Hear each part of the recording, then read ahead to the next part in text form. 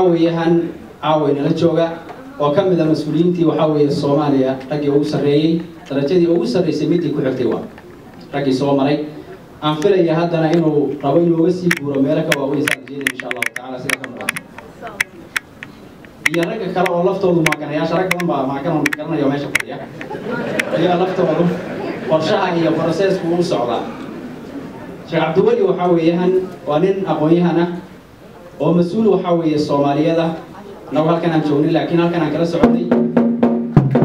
وحاوي مامور كي وحاوي الدولة ده ومامولي هذا وحاوي وحكم دي هاي مسؤولية الصومالية حكم دي إنه مسؤولية هنا واحد كرنا يسا سيد اللوسو ويعاوة أما أنا جو بيسان هاي أيها وحاوي إن تصنع يسينو يا مسؤول مهمة أو حاوي أمة الصومالية مهمة وجهة أنت أسكلي أولي ومعها مسؤولية ده وحاوي واسني ما وصدر سيدوكين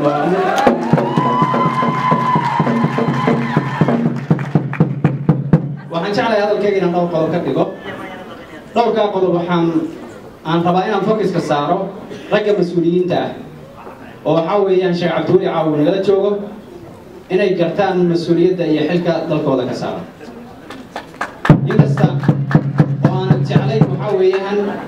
ragga iga dambeeya u garaaci doonaan aniga waxa weeyaan waqti ma hayo abaasid waxaan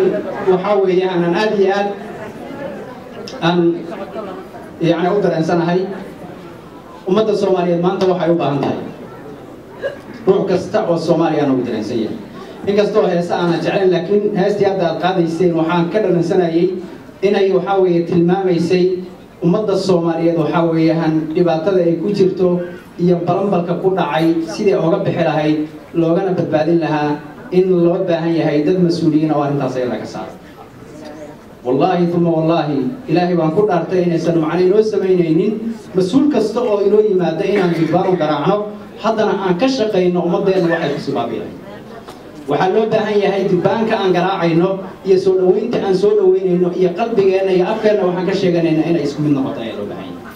وحلو بهاي يدك مسؤولين تلو طلب لو بهاي آيات إنه آخرين وحيث الماميس إنا عرضنا الأمانة على السماوات والأرض والجبال فأبين أن يحملنها وأشفقن منها وحملها الإنسان إنه كان ظلوما جهولا مسؤولية العيار معه لو القضاء بيقوم عن تأنيك مسؤول نقنية كو وإنه يهنين آمن وإنه يهن لبا وإنه يهنين قوية والرق وحلقة يبسنكر وإن ركي هراء أمد الصومالية أمد أحد أهانشري وقدم بإمحان سياد بري الرق وحيا هايين أمد الصومالية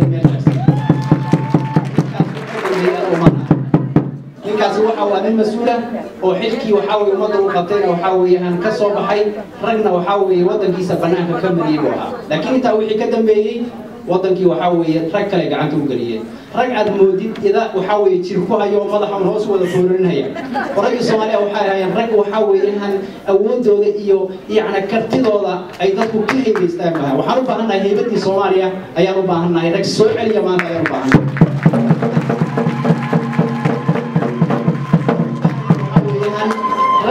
شاكتا مسؤولية إسكا شاكتا دلكنا وحاويان مركي رك ميسك إسوي مادان وحي كهضا يان بانجرين رك وحلوية إنهايو وما باهنين نمكا ركا وحاوقتا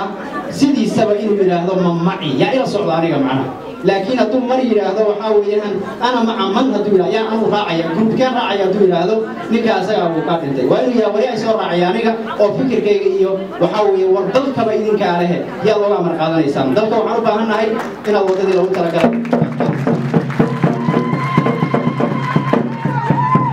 وهكذا وحاوي مهمة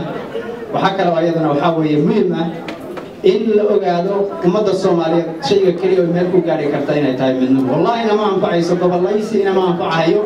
وحاول يعني أنا ما أنفع يسوع لا كاس أنا ما أنفع هيو هل مسألة كريه يعني أنفع يسوع تأبى الرماح اجتمعنا تكسرا وإذا انفردنا تكسرنا أحدا ولي ويدي المركز اللي سوق يعني أنا شباب ما نكيل كلا قادر من البقيس أي لونشبي تكونوا أنتم وبني أخيكم مكان الكليتين من الطحاني وحلو بهاي إن نسودنا له محيا لا يحين هاي أمتكم أيين هاي إن هذه أمتكم أمة واحدة وأنا ربكم فاعبدون بالله سبحانه وتعالى وليه هل أمة وكلي أيين هاي أنت وحينوس دير inuu waddankeenu mid yahay inay jinsiyadeennu ay mid tahay inay diinteennu waxaa weeye ay mid tahay inaynu hal meel oo keliya aynu ku wada abtirsanno oo keliyeeta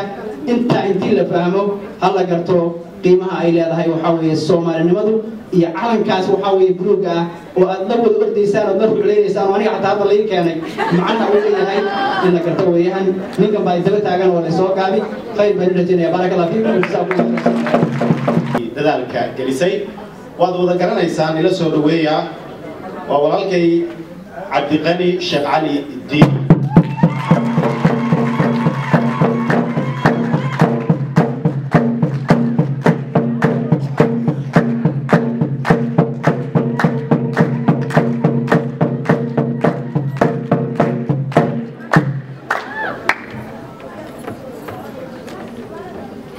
بسم الله الرحمن الرحيم الحمد لله رب العالمين والصلاة والسلام على نبينا محمد وعلى آله وصحبه وسلم وهرين waxaan u mahadcelinayaa prime minister Kenya martidan inoo ah una soo martiyay gobolkan Ohio magaalada madaxda Columbus mudane Cabdiweli Sheekh Axmed waftiga la socda sida aad arkaysaan dhinaca soke waxaa ka fadhiya nin ka mid ah raggii odayaasha ahaa xisbigan ka tirsan uu guddoomiyaha u yahay prime ministerku waa Siciid Ciise Maxamuud Siciid waa aqoonyahan wuxuu degan yahay Maine wuxuuna ahaa musharaxiintii u tartantay madaxweynenimada 2012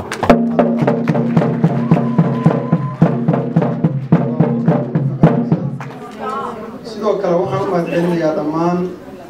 marti sharafta ka soo qayb gashay xafladan odayaasha dhaqanka siyaasiyiintii hore ururada dhalinyarada hooyooyinka bahda saxaafadda dhammaantiin waad salaamantihiin salaamullahi calaykum waraxmatullaahi wabarakaatu salaanka bacdi waxaan ka cudur daaranaynaa waqtiga oo aad iyo aad inoogu yar oo runtii maalin shaqana berita ay tahay haddana aanu daahnay waqti soo dhaweynaya ex prime minister Wali Sheekh Ahmed iyo wafdiga la socda iyo prime minister waxaan ku leeyahay soo dhawow dadkan waa dadkaagii waa dadkii aad xilka u qaaday waa dadka haddana xilkooda u socotay inaad qaado mar labaad marka waxaan ku soo dhaweynaynaa annagoo ah dadkii reer Columbus gacmo furan iyo qalbi furan iyo ficil furan inta waan ku soo dhaweynaa sure prime minister soo dhawow intaa markaan ka gudbo waxaan jeclahay inaan u gudbo taariikhda ummadda Soomaaliyeed waxay ka bilaabatay Axmed Gurey waxay ku dhamaataa Maxamed Siyaad Barre Allah u naxariisto wax ka dambeeyay ma jiro Soomaaliya way burburtay adduunkana dal burbura Soomaaliya umay horeyn dalal badan baa inala qaba burburka asaatee dalka soo burbura waxaa loo sameeyaa nidaam system baa loo sameeyaa waxay samaystaan dastuur ay qarnimadooda ku ilaashadaan madax baa hogaamiso loo doortaa dalal waxaa jira ka xoroobay mustacmalka oo u baahday inay samaystaan nidaam ka gedisa kii mustacmalka ku maamuli jiray oo ayagu ay wax ku qaybsadaan dalal waxaa jira sidoodaba ayagu iskoodu burburay sida Soomaaliya oo kale oo dagaal qabaayay civil war intu ka dhacay dadkii kala shaki iyo isaaminaad la'aan ay ku dhacday oo u baahan in ay helaan wax mideeya Soomaaliya ku dhacday waa taas oo kale weeye waxyaabaha nasiib darrada ah ee dadka shacabka ah Soomaaliyeed ka maqan waxa weeye ilaa iyo dawladdii ugu horeysay ee ku meel gaarka ilaa iyo tan federaalka madax badan baynu dooranay oo aynu ku talagalnay inay ummadda Soomaaliyeed u sameeyaan inay u soo celiyaan xorriyadoodii iyo qarnimadoodii iyo midnimadoodii inay u soo celiyaan aan ku talagalnay baa la doortay mar alla markay madaxdaas ay tagaan waddanka aynu ugu talagalnay inay dib u heshiisiin iyo midnimo iyo Soomaalinimo hadii ay soo celiyaan ay tagaan Muqdisho ayagii baa u baahan yahay dib u heshiisiin loo sameeyo arrintaas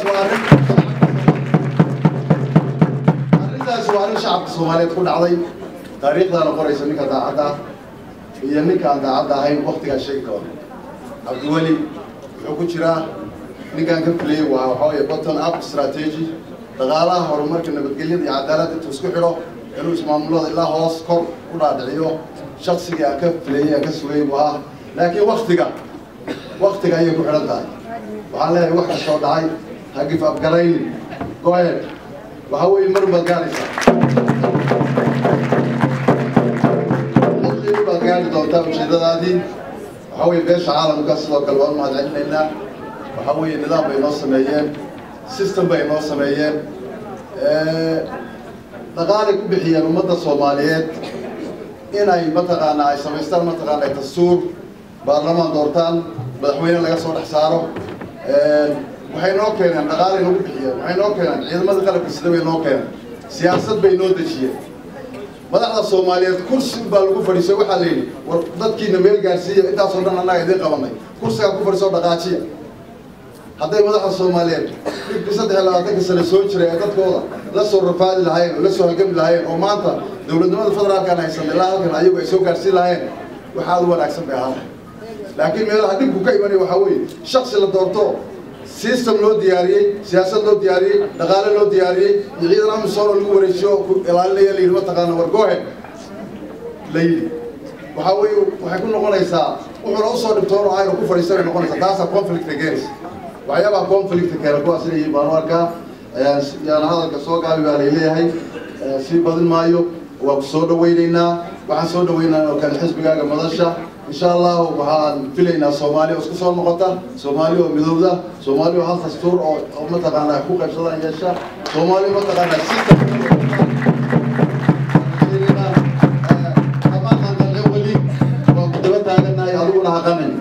as David. Thank you.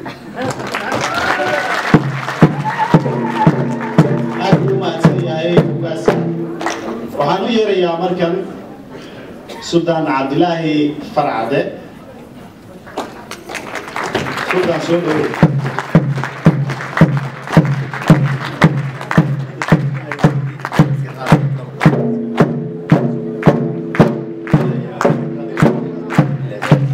بسم الله الرحمن الرحيم السلام عليكم ورحمة الله وبركاته waxaan aad ugu soo dhaweynayaa dadkii soo abaabulay ama hawshan ka soo shaqeeyey xafladatan isku soo dubaday gabdhaha iyo raggiiba oo mahadsan yihiin aad iyo aad baan soo dhaweynayaa waxaan kaloo soo dhaweynayaa sida buuxda ee looga soo qayb galay iyadana waa soo dhaweynaya intaa waxaan kaloo ku xijinayaa soo dhaweynteeda xafladan aynu isugu nimid waxaynu ku soo dhaweynaynay oo aynu intaasoo xukuumadda isugu yimaadeen Dr. Cabdiweli Sheekh Axmed inaynu ku soo dhaweyno iyo wafdigiisa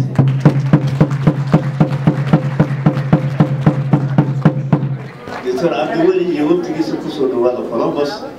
iyo dadka idin hor fadhiya inta maqan iyo inta joogtaaba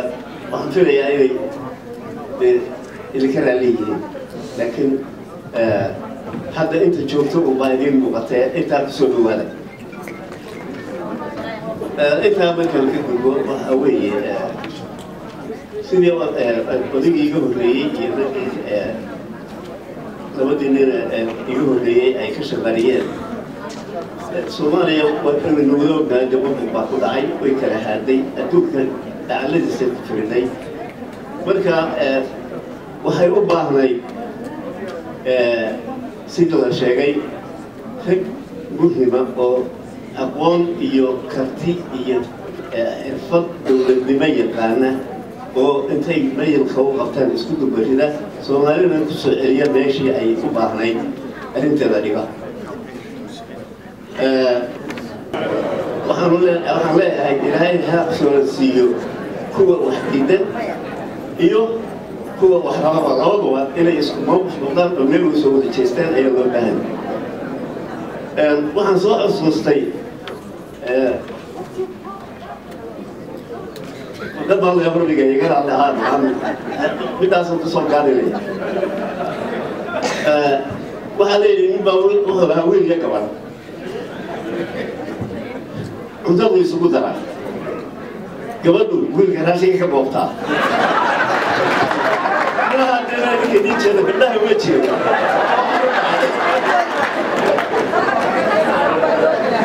هذا نرجع كبوطة من يقول ده ولا يلعبه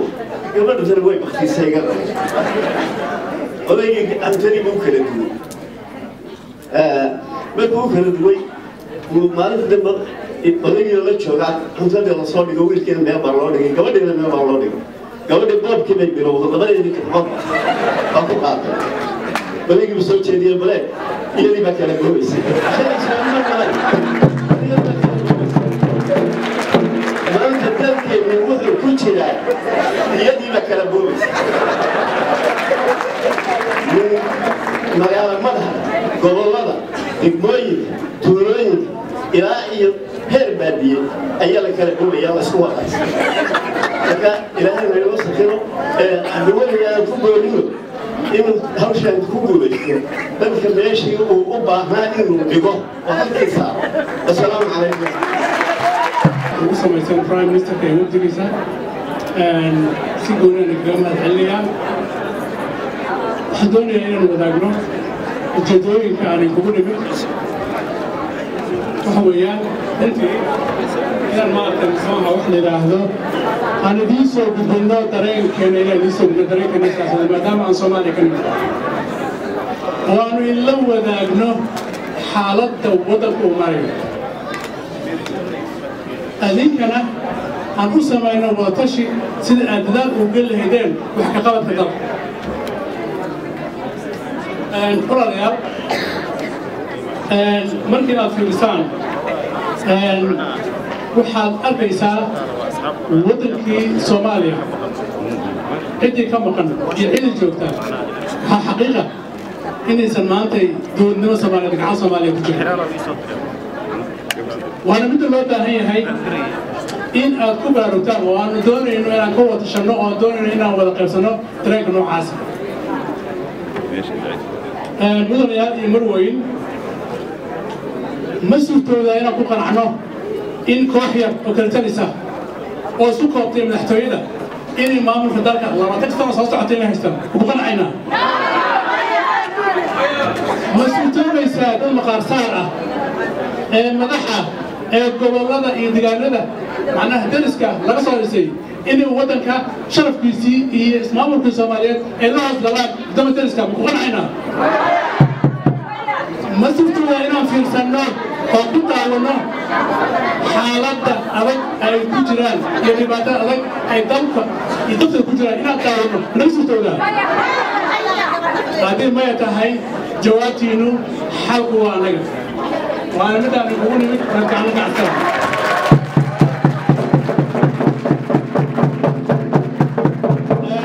أنا إلا وذاقه لحظة يدي يروح الجري سلا سقطان لكن هجمان عبد الناصر وهايلين أي هملس أبو فقد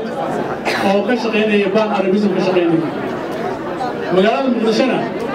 وحاكا هاي مركز كبرتوركا هذا الخضرين اللي هذا الجمال نم أبي أورهر حمرة أو سك مساكين أو ركيس قررتها يروح الله سوى شيء إن كربيسين ده خويا المال وبسيبان بمعشي marka hadal mutiyo ay ka tagay wuxuu yiri markii la yiraahdo waa la jabshay wuxuu yiri waxa jirta laba jihaad waxa jirta laba jamaan jirta yiri ninna jihaad ku jira ninna jikooyin ku jibinahay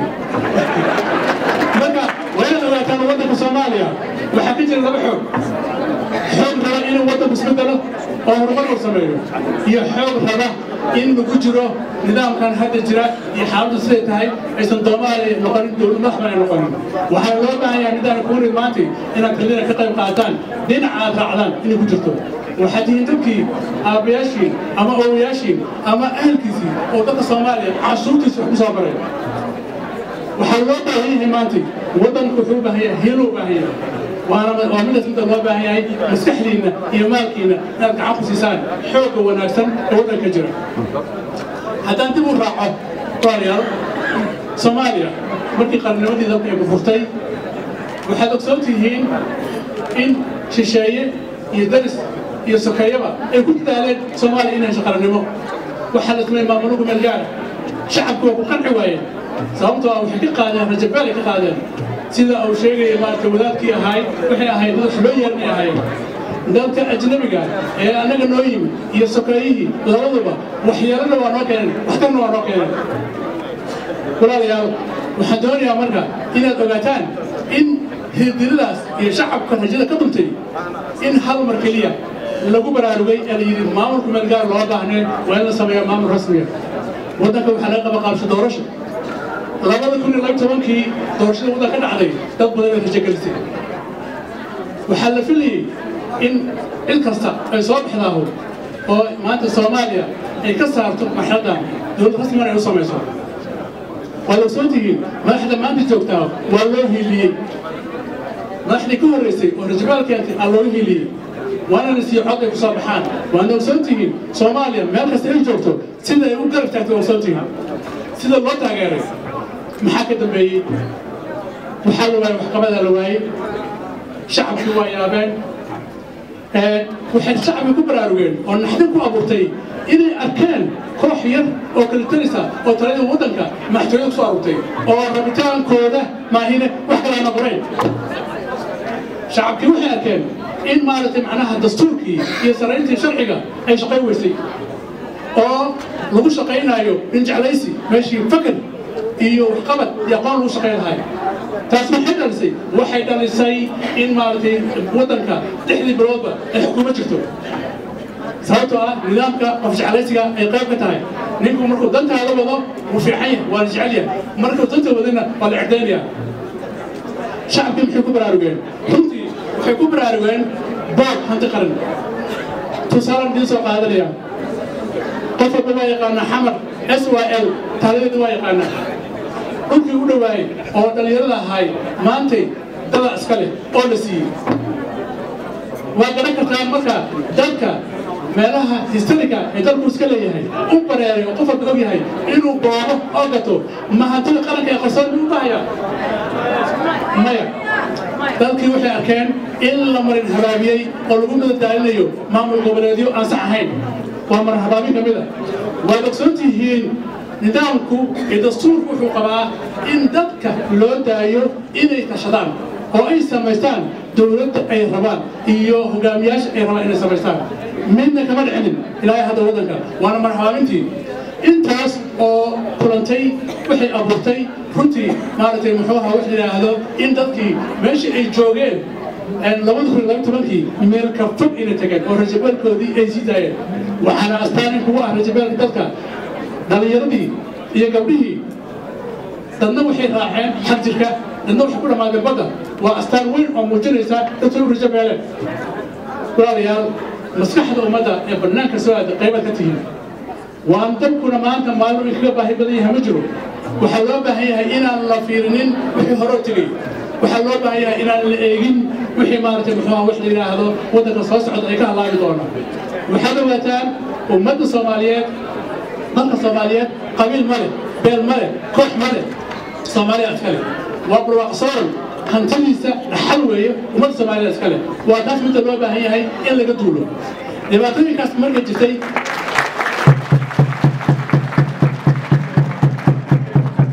waddanka waxaa ka curtay xisbiyo ayaa ka curtay markay arkeen nidaamkii iyo madaxdii dowladda xisbiyadaasu waxay ku dadaaleen inay maaragtay macnaha ka hadlaan waxa waddanka jira xisbi markaan raahno dad badan waxay xasuusan yihiin taariikhda uu soo maray waad xaal ogsoon tihiin 69 ka hor in waddanka jireen axsaab badan oo ku salaysan qabiil nin walba oo xildhibaan doonaya ama madaxtinimo doonaya ama doonaya inuu baarlamaanka ka qayb galo inta uu tago beeshiisa uu soo xoogi jiro marka uu yimaado baarlamaankana oo xoog ku yimaadana codkiisa waa gada jiro taas marka waxay ahayd nidaam ah dimuqraadiyad been abuur ay ahayd oo dadka loo sheegayo in la codeeyey in doorashay dhacday waa garan karnaa waxa ka dambeeyey oo macnaha wax la yidhaahdo xisbi keliyana waa arkaynaa dhibka uu leeyahay waa soo aragnay قولي كان هذا محتوى كوكابن وحي طبعا وطنك إنه كجرو هل حسبي أو كليه أو تلذذ ذا وكجرو عندي بوك الربان هي حارات الربان كل جتنا إن النقطان والله برارة ذلك الوطنيين تا أو ربان الوطن كيدون حلاقة تنا إن عبريون ولا عدديون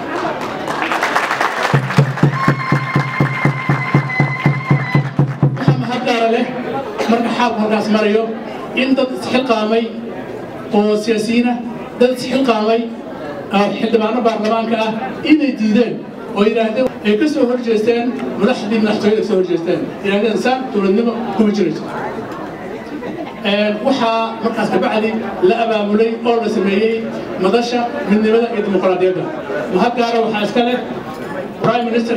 عبد الولي شيخ أحمد هو هاينيك أساسي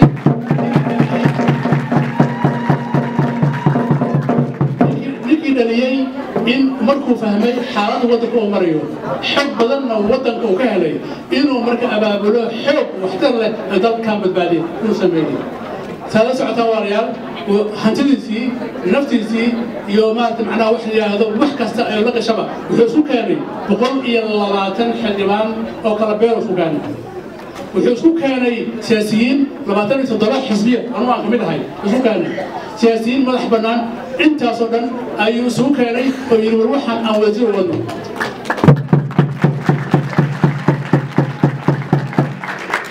runtii maantay madasha midnimada iyo dimuqraadiyadda waxa weeye madal ay ku midaysan yihiin dad kala beela kala digaana kala diiqadiina waxayna ku midaysan yihiin hal mid kaliya waa fikir annagu ma aaminsanin shakhsi waxaanu aaminsanahay waxa weeye waa fikir waxaan ujeedada loo asaasay inay tahay in sharafkii iyo karaamadii iyo qiimihii oo lahay ummadda Soomaaliyeed iyo dawladnimadii iyo madaxbannaanidii iyo ismaamulka Soomaaliyeed in dib loo soo celiyo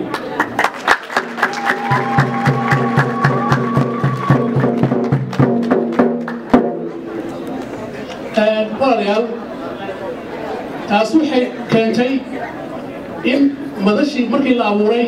ay Soomaalidu meel kasta joogto ay rajo muujisay una aragtay iftiin u aragtay meel walba oo maanta Soomaaliya ka jirana waxa lagu hadalhayaa waa madasha midnimada dimuqraadiyadda waxaan rabaa markii inaan idin sheego ujeedooyinka madashu ay leedahay waxay doonaysaa madashu in la mideeyo ummadda Soomaaliyeed maanta Soomaaliya meel ka baahi badan midnimo ma jirto dadku waa kala tageen waa kala yaaceen dhulku waa la kala tagay lama yaabayo haddii bixi hargeysa ama kaalkacayo ama maartay macnaha wax la kismaayo la yiraahdo bariga Soomaaliya hajirto lama yaabayo haddaan xaalada khatarta waddanka maanta ku jira aan laga qabanin waxay noqonaysaa iftiinkii adogeed oo Soomaaliya ay lahayd oo Afrika oo dhan u iftiimay maanta waxay u muuqataa inuu qarab ka dhaco jiritaankeedii waxaanu doonaynaa ummadina aanu keenno madashuna waxay u taagan tahay raas casar ilaa raas gabarin ummadda la soo dumo in la mideeyo in shacbiga awoodda loo soo celiyo in la siiyo maaragtay muxuuha wax la yidhaahdo lagu dadaalo sidii maaragtay muxuuha wax la yidhaahdo shacabku oo madaxda u dooranaa waayo dimuqraadiyadda waxay tahay in awoodda dowladnimadu ay shacabku yeeshaan waxaan rajaynaynaa in ilaahayna la garab galo oo gacan lagu siiyo sida dadaalkaas aan dhammaan uga qayb qaadan lahayn saa waddanka u badbaadin lahayn reer Ohio Soomaalida Ohio waxaad ogaataan inaad tihiin maskaxdii iyo maalkii iyo murqii aad kama tihiin Soomaalida maantana waddanku waa idin baahaya waddanku maanta maalin kaga baahay badan ma jirto haddii Soomaalnimo kugu jirto waddankaaga maanta kugu baahaya haddii islaamnimo kugu jirto dalkaaga waa kugu baahaya haddii insaannimo kugu jirto dadka kugu baahaya jawaabtu waxa weeyaan walaalayaal waa in maalkiina iyo muruqiina iyo maskaxdiina aad ku biirisaan aad ku xoojisaan muxuu wax la yiraahdo madasha ku xoojisaan waa iftiinkaas waa daran kartaa Israel sida xitoobahu ayaa sameysay dhaqaale ma haysan dad waa yiraaheen hanti ma helin wax ka qabteen waddanka Soomaaliya madax kama noqon dhaqaale kama sameeyeen haddana maanta gobernimada aljabri ayaa ku helay sidaas la mida madaxda maanta madasha abuurano waxa waaye waa lagu dili karaa waa lagu xiri karaa waxa waaye waa loo bareeray in la sameeyo laakiin waxaan doonaynaa iftiinkaas inuu socdo una garab siisaan waa mid midaan maanta kugu nimid waa mid ka qarshanaynaa waxaan ka codsanaynaa walaalayaal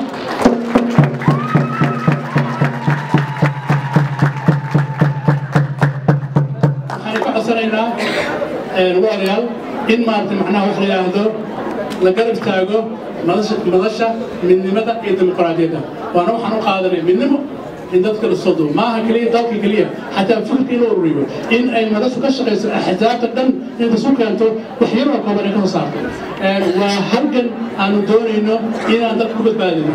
halganku waa labadii jamaal mid waa inaa kala doorataan kii shacabka oo raacayo bulshadee ومحسنتين. السلام عليكم ورحمة الله وبركاته. بسم الله الرحمن الرحيم. marka ugu horeysa waxaan u mahadnaqayaa ilaahay weyn oo isu keenay oo meesha nabadda oo quruxda badan isu keenay inaga oo Soomaali oo muslimiin waxaan intaa marka la dhaafo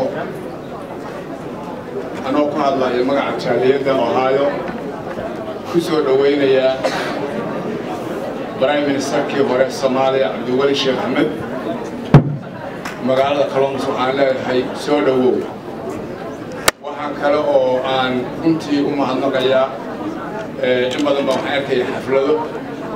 iyo dad badan oo isu yimaada dadku markay yimaadaan marka waxay la yimaadaan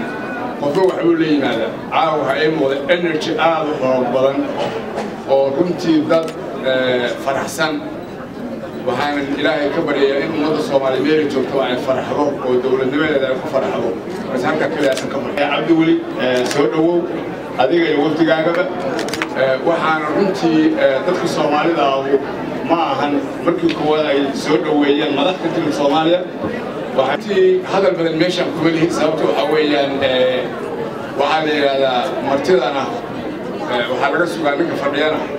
waxbaa laga sugaa ninka soconaya hadal iyo salaam baa laga sugaa wixii wara iyo wixii xoog iyo wixii la dhihi lahaa waxaan ka rajaynaynaa siciidna hadal runtii aad u qiimo badan oo Soomaalinimada dhiirigelinayo noo sheegay Cabdiwelina waxaan ka rajaynaynaa Prime Ministerka hore inuu asaguna maxaa la yiraahdaa kulli wax faahfaahin noo sheego hal arrin aan dadka Soomaalida aan rabaa inaan u sheego oo runtii ah wax muhiim ah oo walbana garanayo waxaas waxay tahay Soomaalinimadu aanu haysano laguma keenaya reer hebelna dawlad ma noqon karo waxa dawlad noqon kara oo lagu keenay calankaas yaa Soomaaliya lagu keenay waxaana Soomaaliya lagu soo celin karaa yaa Soomaaliya sidaa daraadeed waa inaynu kulligaan caloosha gasano qof walbaba mas'uuliyad baa saaran shakhsiyadeed haddii jeer marka dadku sii yimaada waxaa la yidhahdaa waxaas lama samayn karo iyo waxaas waa la samayn karaa qof walbow adigu nafsadaada haddaad gashato calooshaada inaad wax samayn karto ilaahayna aad aaminto waxa la wax baad samayn kartaa sidaa daraadeed dhammaanteena ku fakaro aan u ducayno waddankeennii iyo ummaddii Soomaaliyeed oo caawa kumanaanka qaxooti boqolaanka kun oo qaxootiga ay yihiin oo aeroboort kastoo adduunka tagto qof Soomaaliya qaxooti aad ku arkayso oo meel walba adduunka taagan qof Soomaali oo meel u socdo iyo meel ku socdo mid aan arkayna aad arkaysid aan u ducayno waddankeennii hal arina baan Cabdiweli ugu mahadnaqayaa marar badan oo niman madax magaalada noogu yimaadaan waxaan ka codsanay in xiriyaha qaxootiga la tago oo madaxda Soomaaliya ka codsanay xitaa madaxweynuhu markuu noo yimid ka codsanay Cabdiweli waxaan ugu mahadnaqayaa waa Prime Ministerka kaliya oo xiriyaha qaxootiga u tagay oo dhan munaasabadan aynu ku maamuusayno kuna soo dhaweynayno ra'iisul wasaare Cabdiweli inta ka soo qayb gashay iyo inta soo abaabushay guddiga abaabulka aad iyo aad bay u mahadsan yihiin mudane ra'iisul wasaare shucuurtayada waa aragtaa waan ku soo dhaweynaynaa waana naga istaahishay waxaadna ku mutaysatay waqtigii koobnaa oo kugu yaraa annagana nagu yaraa ee aad xilka haysay hogaamintaada aad iyo aad baan kuu soo dhaweynayaa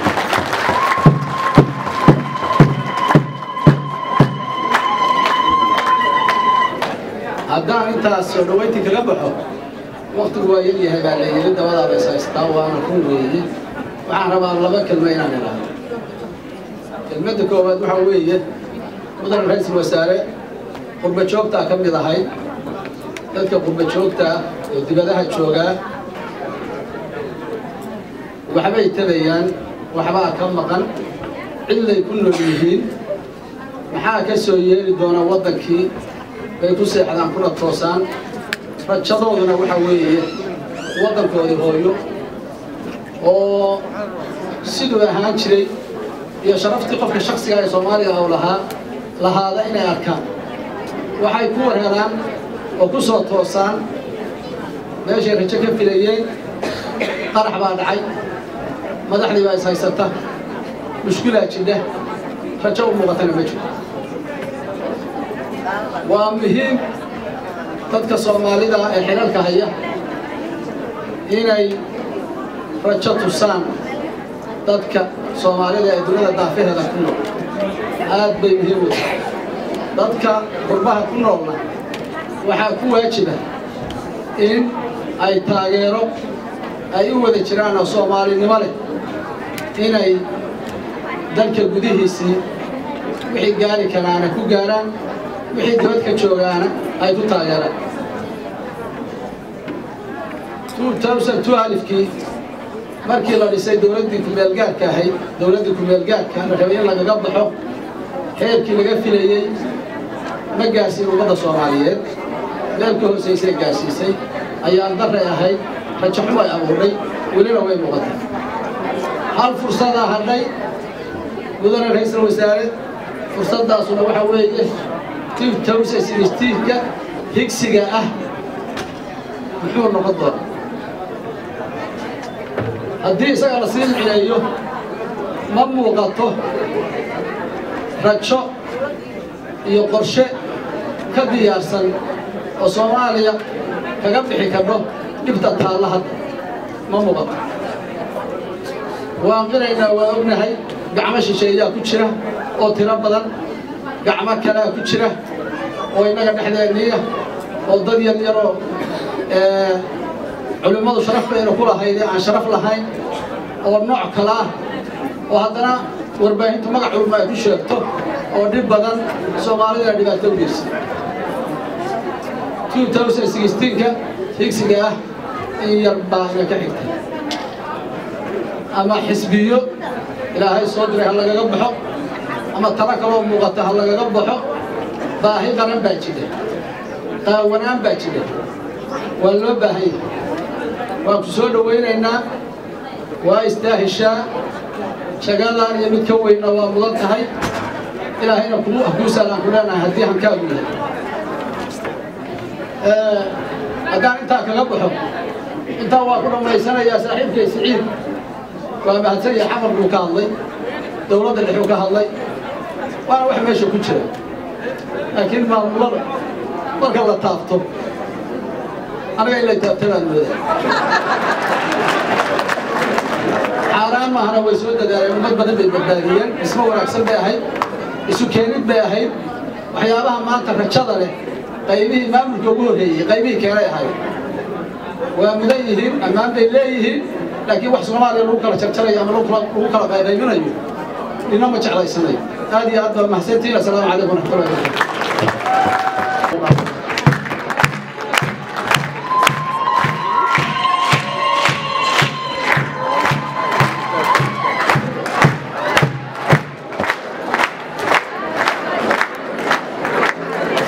عليكم ورحمة الله وبركاته. waxaa nin baa wuxuu soo galay meel buu soo galay markaasuu raggii joogay buu qadaadkooda saa u eegay markaasaa midiyey ninkaasi waa timaxiir markaasina maxaad ku garatay markaasuu dadku qadaadkooda eegay inay xiran yihiin markaa macallinka sida caadada u ah wuxuu mootaa ilaalinaya eegayaa waxaasaa qaldaba leeyahay waxaan arkayay dad calanka saa u haysta calanka saasay u haystaan waa fooraraa calanku qaar badan ma noqon inuu foorayo kalaa kala qof calanku waa fooraraa saas weeyaa sida saxdi laba lugood buu ku taagan yahay laba lugood buu ku taagan yahay calanka markuu sax yahay laakiin hadduu uu ka dhigto saa u taagay uu khalday marka calaamada asiyataha qaar wada ma sitay saa u sitay hagaajiya sida weeyaa sida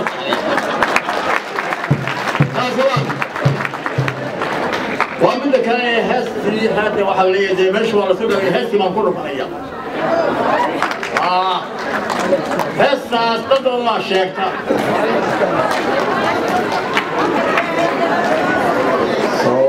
صومالي تاسا اسكتي صدري البكينا تقدرني تاجر والجيلي إذن كيسو توخايو إذن كيسو تامايه ألمو تعليم برايو ودن كيسة تاميه صومالي تاسا اسكتي صدري البكينا تقدرني تاجر والجيلي ترى يهود حلا سيد الليل سطبيو نمبر طبعا لمل مرايو عدوين إذن تبيني صومالي تاسا كتير صدعي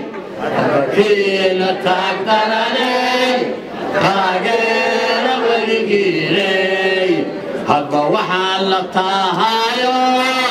تجاو وقيشاي لندركيسي على وتارو وتلوى يبان علي صومالي تاسا اسكتي صدعي البكينا تقدرني تاجر والجيلي تنزقل هون عمبات فبشوطنا داري ودركاس لنتجيبان من نجح أطوريني صومالي تاسا اسكتي صدعي البكينا تقدرني تاجر والجيلي صلوا هنوع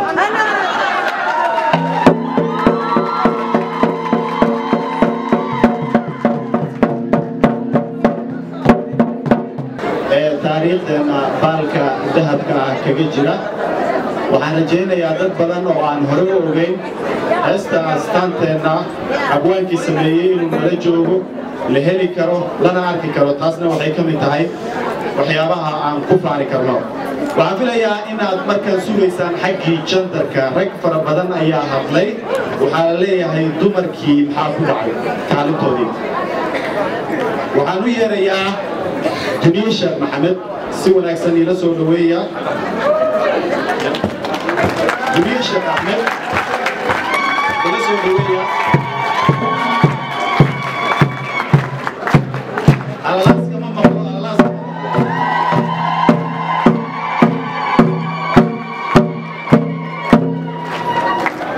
السلام عليكم ورحمة الله وبركاته. وحان عاو هاد علميا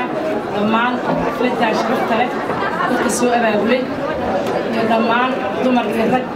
dadka caawa noloshaan sharafta leh oo isugu aad iyo aad u mahadsantihiin cabdiweli sheekh axmed aad baan u mahadcelinayaa columbus caawa xafladda ugu badan kula qayb qaatay cabdiweli soo dhawow magaalada waa magaaladaadi waa columbus ohio soo dhawow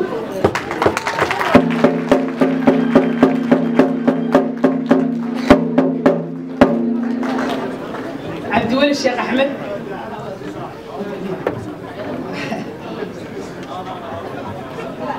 waxaan kaloo ku faraxsanahay sida sharafta leh cabdiweli iyo waftigiisa iyo odayaashii columbus joogay khudbooyinka ay ku khudbeeyeen si aad u wanaagsan bay xafladda isugu daba dhacday waana ku faraxsannahay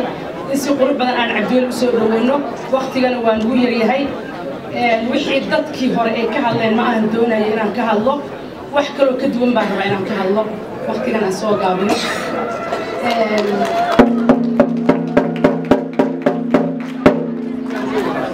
cabdiweli sheekh axmed waxyaaba dadkeena sheegin baan rabaa inaan sheego wuxuu uga duwan yahay ra'iisul wasaarayaashii hore iyo madaxdii hore muusan noqonin nin yeesmaan ah nin qarankii u istaagay buu noqday nin shaqadiisa qabsaday buu noqday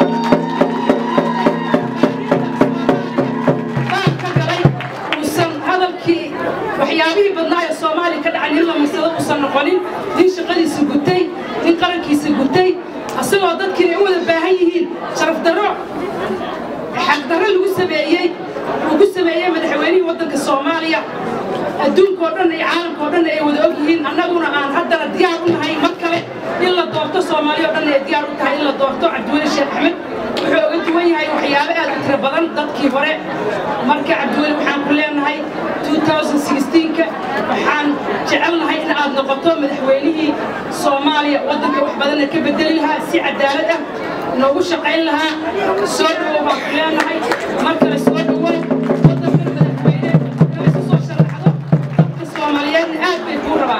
ودوين موادين كستا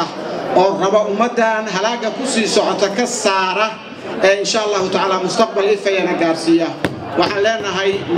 مرلبادي مرسدحات إنو نوغسو دوادو مسؤول كينا وحلنا كولومبوس كسو دوو مريكان كسو دوو هاد كموادين هان هالكانا كسيوات رجعنا وحلنا إن شاء الله دتك كلا سياسيين تكلنا دتك نوترا وصلى الله وسلم على سيدنا محمد. أفضل وما دعينا الدنيا سيدا وقت جاول على سي رجعنا وحن كعد سنة إن وقت جا إلى اليوم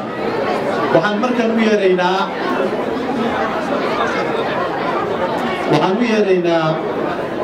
محمد شريف أيان ويرينا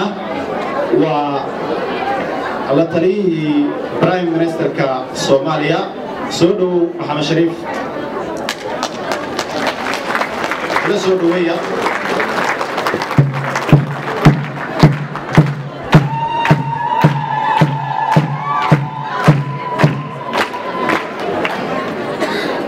بسم الله الرحمن الرحيم ورضي الله تعالى عنه وباسنتي كلجين قبلها الصومالية وقلت البضان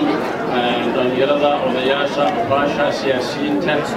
ما دام وقت كبير يهي مرة ينفع ربنا هالكان كقلو عبدولي تعريف لي سيقولوا ويتريكوت لي سيقولوا وسياسة الصومالية كسو كبري قفل بمكدرك سيهي عبدولي وانيكي أيس بقول في الديوان بقول برلمانتريان صومالي ذا كمدا مركي موشكي سلقادي أي تاجرين الصوم بقولن قادين حلال الصوم كله وش العق الصوم أي كوكان عين only أركتدي صفقتها بقول لي سيادة الديوان أو قبيل والبوس صومالي أي كوشران مركان عديتاس وحاي كوكان عين أركتدي صعصب runtii waxaa la oran karaa wuxuu ku soo kordhiyay aragti cusub iyo vision cusub political dynamicska hadda Soomaaliya ka jira oo aan horey uga jirin marka ila soo dhaweeya former prime minister Cabdiweli Sheekh Axmed اولا الهي بمحله الهي سكان كاني oo quruxdan iyo sharaftan iyo waxaan noo ogolaaday عاونان سومانا وحان أمهد علنيا ولا لها يثريا كولومبوس رق يدمر با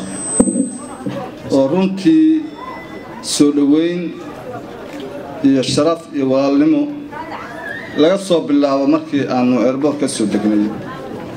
يعاو هدي سيدان مقال كانوا قروح لبضان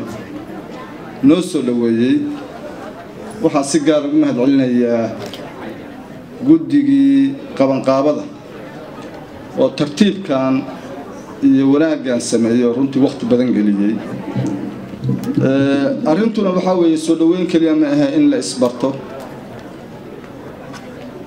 in loo gudbo in la wada tashado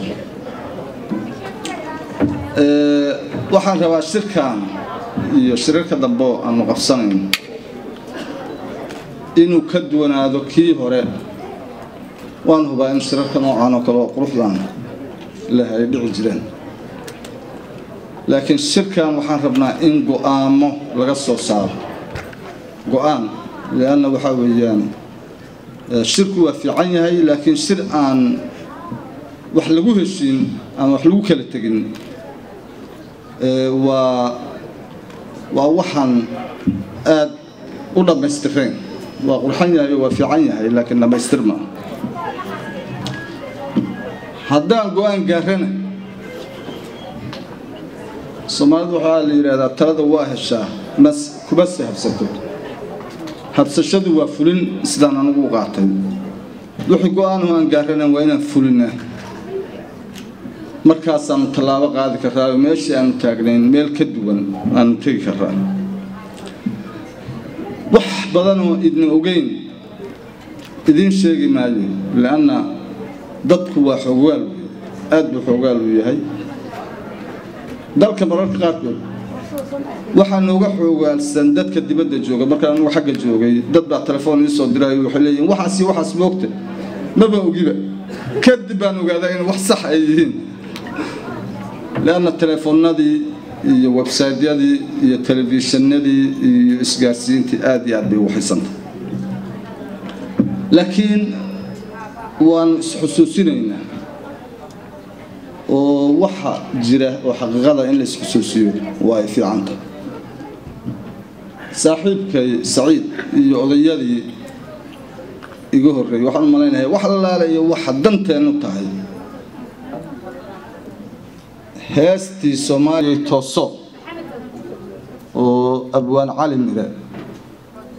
uu qaaday ay ku labaystireen waxaad moodaa maanta inuu sheegayo maalinkaas waxa jiray maanta waxa taagan weey wuxuu ka hadlay heshiin la'aan wuxuu ka hadlay faragelin shisheeye wuxuu ka hadlay dadka jeclayn wuxuu ka hadlay toban ari ah in inta loo qaybsamay goosan walba meel u go'doomay waxa soo hadla waa waxa taagan weey maanta waxaan rabaa inaan si yar oo kooban hadalladii aad ka hadasheen oo meel walba yaal aan u dulbaro si aan isu xusuusino wax xaaladda dalkeenu ku sugan yahay ay tahay waad ogtihiin dhiiggii bilowday 1990 waliba oo ka yar horreeyay ilaa maanta waa daadanaya soo kordheen meelo badan baa laga soo dadkeenu waa kala qoqoban yahay oo isuma tagaan waxaa dhici karta afgooda inaysan walaweyn u tagin walaweyn inaysan buurha kale u tagin buurha kale inaysan baydhabo u tagin waa kala go'doonsan yahay dadkeenu marka dal midaysan ma aha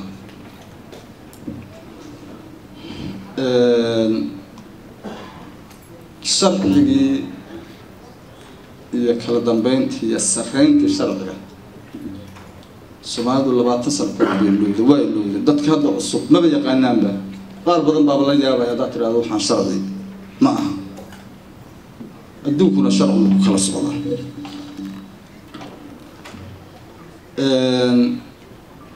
anigu barnaamijyada horumarintan ka shaqeyn jiray waxaa jira waxa la yiraahdo development indicators ama heerka bulshadaas ay joogto waxyaabo lagu calaamadsado ayaa jira waxyaabaha lagu calaamadsado waxaa ka mid ah dakhliga dadka soo gala Soomaalidu waa dadka ugu dakhliga yar dhaqaale waa burbura waxaa kaloo lagu calaamadsadaa sida ay dadku u helaan adeega bulshada iyo heerka uu marayo waxaa kaloo lagu calaamadsadaa dhimashada iyo umur raaca iyo aqoon darrada iyo ardayda caruurta aan iskuulka la geyn waxyaabahaas loo aqoonsadaa waxyaabaha loo yaqaan millennium goals loo yaqaan Soomaalidu adduunkan meesha ugu hooseysa ay ka taagantay waxa kora oo horumar gaara oo dalkana horumariyo waa bani aadamka hadduu lumo wax xiraq wuxuu ku lumay iyo wax qaxay iyo wax dhintay iyo waxaan wax baran iyo wax umur raacay iyo waxa hadduu noqdo ummaddu waa nabad guuraysaa marka dalka wuxuu ku socdaa runtii xaalad basanbaas ku socdaa anigu waxaan tagay intaan xafiiska joogay magaalooyin badan baan tagay magaalooyinkaas waan tagi jiray waagii intii dawladdu aysan burburin qaar badan baan tagi jiray dadku isku mid maaha magaalooyinku isku mid maaha kuwii aan qiimeeyo maaha dadka rafaad badan baa ka muuqda niyad jab badan baa ka muuqda cabsi badan baa ka muuqda trauma ayaa ka muuqda qaar badan waxay ka niyad jabeen in Soomaali mar labaad ay dawlad noqon karto horta xaaladda dadkeena iyo dalkeena aad matalaysaan magacaad wataan ku sugan yahay waa sidaas weey musuqmaasuqu iyo wax lagama hadlaayo laana nololba ma jirto oo musuqmaasuqu noqonaya caana iyo biyo ayuu noqonaya dhinaca wanaagsan baa jira markaa khabaarku waxun kaliya maaha dadkii Soomaaliyeed waxaad arkaysaa way ka daaleen qabiilka waxay rabaan inay dawlad noqdaan meel kastoo aan tago qabiil baana dilay bahalkii baana dilay dawlad baa rabnaa noqon dadkii Soomaaliyeed waxaad moodaa inay abuurantay fakar ah midnimo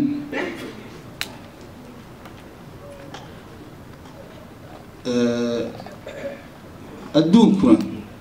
wuxuugaa fursad uu siiyey 2012 waxaa la aqoonsaday dalka Soomaaliya la aqoonsaday inkastoo shuruud ay jirto aan ka hadli doono shuruudaas marka runtii marka aad fiiriso aqoonsigaas kadib ilaa iyo 45 safaaradood ayaa xamar soo degay waa tiro aad u badan waxaad garanaysaa marka dareenka iyo hawada adduunku ka leeyahay Soomaaliya marka wixii dal ku noqon lahaa oo dhan waa yaalaan dareenka shacabka waa yaalaan dadka dawlad bay rabaan inay rabaan laakiin waxba hortaagan waa waxyaabaha la rabo inaan inta iska wareysano talana ka gaaro marka talo wax ku oo aan ka gaaro runtii madaxa dadku ka nool yahay lugaha iyo gacmaha iyo waxaasoo dhan caloosha iyo ma shaqaynayaan haddii madaxu uu xun yahay Soomaalidu weli kuma guulaysan inay hoggaan waxqabad dhab ah leh inay dhisto kuma guulaysan 24 sano oo soo dhaafay hoggaankuna Soomaalidu waxay u macnaysataa madaxweyne ama prime minister ma aha oo kaliya waxa waa institutions ama hay'adka hoggaaminta baarlamaanka kamid ah xukuumadda kamid ah madaxweynaha kamid ah prime minister kamid lixdii biloodba duufaan baa la kiciyay dawladaha la gudbiyay inta la wada joogana runtii dhinacyada lama fiirsado qof walba dan shakhsi ah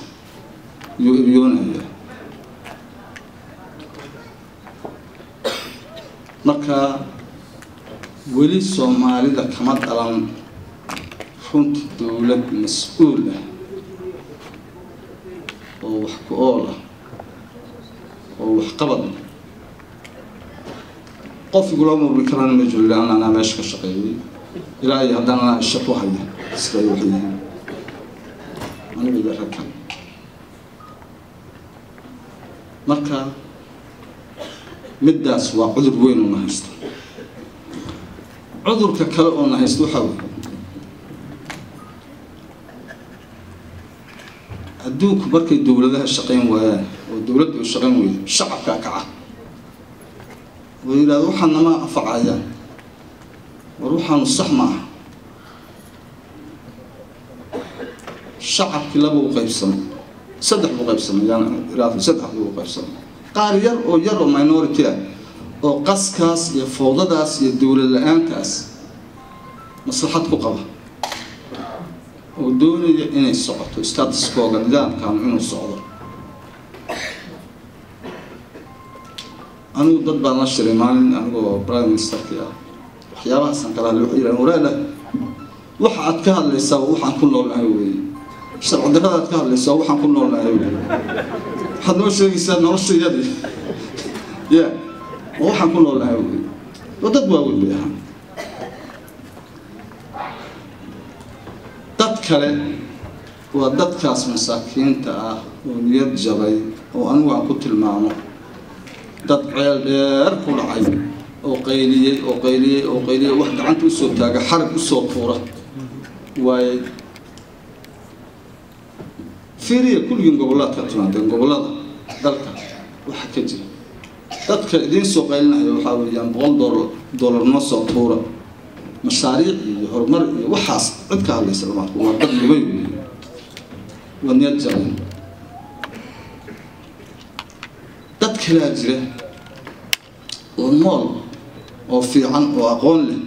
oo dowladnimo soo maray oo in badan oo halkan fadhida ay ka mid tahay waxay yidhahdaan maxaa saa loo yeeli waayo maxay saa u noqotay saas haddii la yeeli lahaa oo yaa yeelaya innagii yeeli lahayn haddaan nidhaahno yaa yeelay saas maxaa loo yeelay saas maxay u dhacda yaa yeelaya marka dadkii mid wax qasaya mid aan wax qabanaynin oo geeshadiisa aan wax ku qabanayn iyo awoodda uu leeyahay iyo maalka uu leeyahay iyo mid saxariiray oo dhintay oo naftu hayso sida waxaa isku qabsay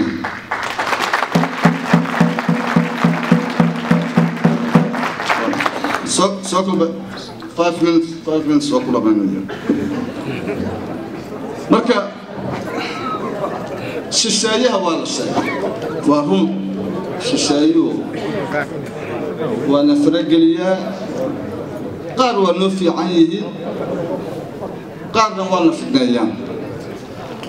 labadaba waa jiraan laakiin waa dow soomaalida waxay tidhahdaa ri walba shilalka isdhigto yaa lagu qalaa haddii annagu waa tashan weynay waa naloo talinahayaa hees bayna ku jirtay cali mire oo hadda ka hadlay waa tashan weyne oo waa taasi dee maxaa loo samayn waayadaas weye waxa meesha yaalla waa inaynu ka baxnaa duruuftaas messajka aan wadno waxa weeye waa inaynu ka baxnaa duruuftaas messajka labaad aan wadno waxa weeye waa ka bixi karnaa إذا الشعب يوما أراد الحياة فلا بد أن يستجيب القدر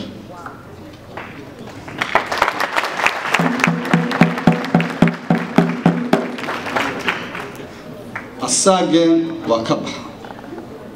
كودي من اسكوها يستاك هو فرق يقول حي وآد بدين هو أن سكول قدهين أي كبح وحن كقد ونا دون كم بجرت مركب دون وحن كقد ونا بجرت وحن نجمع قوم حاويين قوان قال الشبي waxaan rabnaa caawid halkaan inaan go'aan ka qaadano inaan ka baxno arrintaas ma ka baxaynaa ma wada istaagaynaa intiinaan haddaad istaagtaan inta kalena waa idinku dayanaysaa runta inta kalena waa idinku dayanaysaa in yar oo kooban oo istaagta oo tidhaahda arrintan waa ka baxaynaa waana ku midaysan intaa keliya wey soomaali waxa ka maqan intaa markay ka baxdo magaalooyinka kaloo maraykanka oo dhan waa isu imaanayaan waxa wey marka anoo soo gaabinaya 3 arrimood ayaa soo jeedinaynaa waa sheegi doonaa waxaan nahay waxa weeye marar badan baa waxaa la yidhaha dib u heshiisiin kelmaddaas way khaldanta dib u heshiisiin waxaa qof kale idin heshiisiinaya weeye marka dibadda idinkaga imaanaya ee Soomaaliya waa idin heshiinaya waa dib u heshiin weeye annaga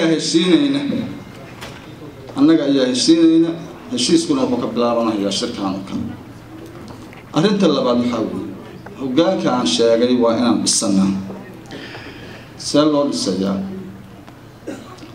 shacab waa in awoodda loo geliyaa 2012 markii dowladda la dhisay dowladda iyo beesha caalamku waxay galeen heshiiskaas waad maqashaan waxaa la yidhaahdaa new deal ama higsiga cusub ama magacaas siduu sax u yahay ma aqaan marka Soomaaliga loo tarjumo laakiin Soomaalida higsiga cusub oo taqaan heshiiskaas wuxuu ahaa 4 sano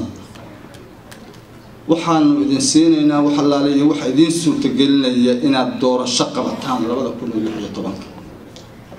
inay dhismaan institutions dadku soo doortay oo dadka mathalaya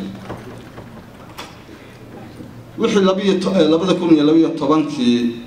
la sameeyay doorasho ma ayna xul bay ahayd odayaal baa waxay soo xuleen dad xulkuna ceeb buu leeyahay waa doctiin ceebtu leeyahay waxa weeyaan marka gacmo yar wax soo xulayaan lacagina meesha ay taalo dadkuna u baahan yahay waxa dhici kara waa doctiin musuqmaas waa dhacay marka dad shacabka matalaya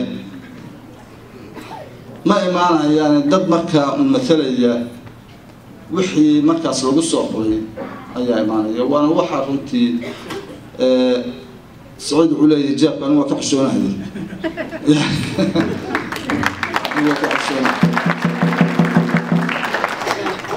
dadkaas marka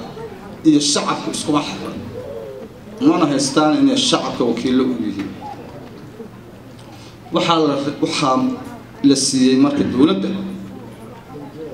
tan waanu aqbalaynaa oo idin aqoonsanaynaa laakiin 2016 adduunku siduu isu doorto waa inaad isu doortaan si levelka adduunka aad ula simataan waxaad ogtihiin dawladuhu Soomaaliya dambi kale yihiin maalgashi way rabaan oo shidaal in la soo bixiyo la rabaa waxyaabo badan baa la rabaa waxyaabahaas oo dhan waxay dhacayaan markii nimanka dadka maalgeliyaashu arkaan in dawlad fadhida oo dadka matalaysa ay jirto markasta oo anigu waxaan ka shaqeyn jiray maalgelintaas aan ka shaqeyn jiray inagu waxaan riixaynaa inaan ballantaas lagu fashilmin oo Soomaalidu shacabku uu doorto wakiiladiisa oo aan musuqmaasuq lagu keenin waxaan kaloo ka soo horjeednaa inaan durugsi la sameeyo waqti dheeraysi inaan la sameynin ee shacabka loo ogolaado inay go'aan gaaraan arrintaas su-aasha marka waxaa weeye suurtagal ma tahay in dadku wax doorto laablakac ma ahayn daraasad baan sameynay mas-uulka meesha joogay baan ahaa waxaan aaminsanahay oon aad u aaminsanahay haddii shacabku dadaalo oo inteenaan inta la midka aanu howlgalno qaabka loo howlgeli lahaana waa wadnaa oo waan kala tashan doonaa doorasho waa dhici kartaa 2016